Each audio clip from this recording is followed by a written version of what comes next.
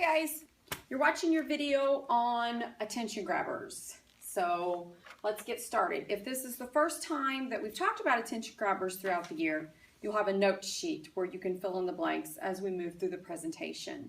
If not, you should already have this note sheet if this is just a review for you. If you want to pull it out, all the information's on there for you. It should be in your notes tab of your binder. All right, so what is an attention grabber? Well, I just used one.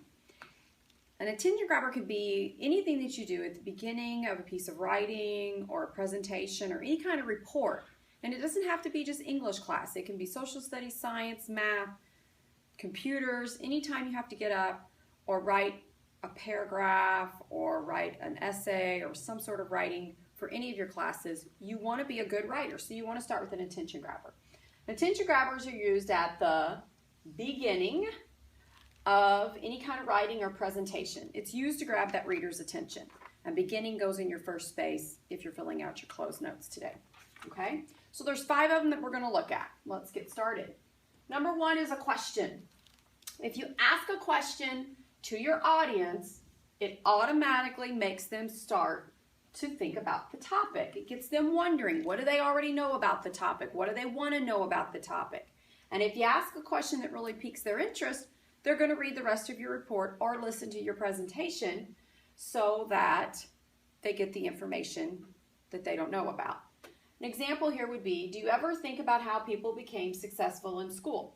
This would be a good question to start an essay on being successful in school and giving different ways. So having that question, people automatically are going to start thinking in their heads things like, well, they turn in their homework, they study for tests, they listen in class. So you've already got your reader pulled in and talking and thinking about your topic of being successful in school simply by asking them a simple question. Okay, so question is your first one. Second type of attention grabber would be a dialogue or a quotation mark. So if you're filling in on your sheet, you would have quote and you would have quotation marks. Okay, humans are curious by nature. When they see the quotation marks, they know someone's talking, they want to know what people are saying. We're interested. We see someone talking across the room, if it's our friend, we want to know what they're talking about. Here are some examples again that go along with if I was writing an essay on being successful in school. So here's a quote, here's dialogue, the first top one. Fill out your planners with today's homework, my teacher said. And then I would continue on my writing by saying something like, filling out your planners with your homework assignments is a good way to be successful in school. For a quote, all I did was I went out on Google and I quoted quotes about being successful in school. Many of them came up. I chose which one I wanted to use to start my presentation. I found one by Lon Waters. School is a building with 4 walls which has tomorrow inside it. So then I would continue talking about how school helps to make you successful and that there's different things you can do to be successful in school. So there's a dialogue and there's a quote. A really cool way to use this one too is just simply to define a term that you're going to use in your presentation. Okay, so my article or my writing is about being successful in school. So I could have taken Webster's dictionary definition of success and started it that way. So just something with quotes, something that somebody said to help grab attention. Going on to your third type of attention grabber, that would be a startling or exciting statement if you're filling in your closed notes. Something that's just like gets people excited about what you're talking about. School can take you places you never dreamed. Or today we learned how to make a volcano. Okay, people are going to be thinking about dreams. They're going to be thinking about school and how could school take me to my dreams? And if we say something like, today we learned how to make a volcano, well, everybody's interested in volcanoes. They blow up. That's cool. So it's a startling, exciting statement. It grabs attention, gets you thinking about the topic. And that's the whole point. We want to be good writers. We want to be strong writers and using those writing skills. Attention grabbers is one of them. Your fourth one is statistics. This is a researched fact. Like somebody sat down and they did an experiment or they asked a bunch of people questions, you know, which toothpaste do you like the best? Or how many people are making $30,000 or more a year in Missouri? Something that's been researched. It's going to have a number to it usually. So for my success in school, I've got, obviously, this is a fact that we hear all the time. People who finish school successfully make over $10,000 more a year than those that don't. Okay, so I'm thinking, oh, wait a minute, $10,000 more a year? I'm probably going to work for 30 years. That's $30 extra thousand if I finish high school. So again, it's related to my topic of being successful in school. I've used a researched number. And this is usually something, like I said, it's research. So you're probably going to have to go out to the internet and find some researched facts about your topic. You can't always use this one. If a teacher just gives you an assignment to do and you don't have that opportunity to go out to the internet and research, you can't just make one up. It's got to be something that you know is a fact. That's your fourth one. The fifth one, I really love the fifth type, which is the brief story.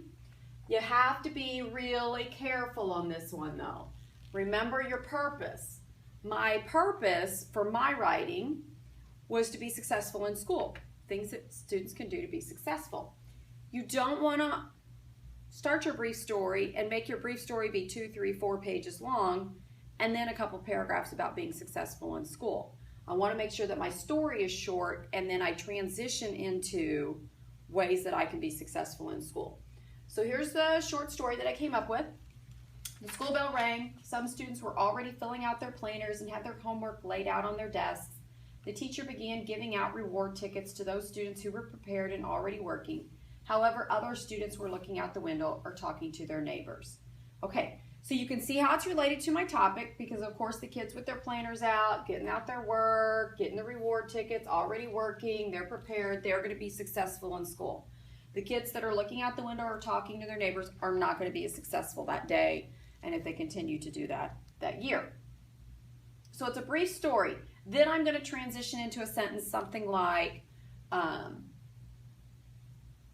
these are examples of things that you can or shouldn't do in order to be successful in school. And then keep going with my essay. Okay, real quick little anecdote. Many years ago when I was student teaching, the class was doing a report on a career that they were interested in. I had this young man, he was a very nice man, young man. He was interested in becoming a veterinarian. And he used the brief story. And his story was about how him and his dad had found this dog on the side of the road. It had obviously been run over by a vehicle and how they took it to the vet and they fixed it up and they nursed it back to health. Well, 3 or 4 pages later, his story about the dog was over and he still hadn't started talking about education needed to become a veterinarian, daily tasks of a veterinarian, a salary, those types of things. So you have to be really careful. Don't get caught up in your brief story that it becomes way too long. You know, mine here is 1, 2, 3, 4 sentences long. But it can be so awesome because people love to hear stories. So if you can work in a brief story at the beginning of your writing or your presentation, it can really help to grab your reader's attention. So those are your 5 types of attention grabbers.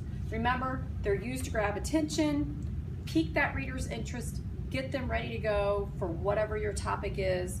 There's 5 of them. If you have a hard time choosing one, number 1, the question is the easiest one to do. Hope you enjoyed your presentation on attention grabbers. Go out there and grab some readers' attention.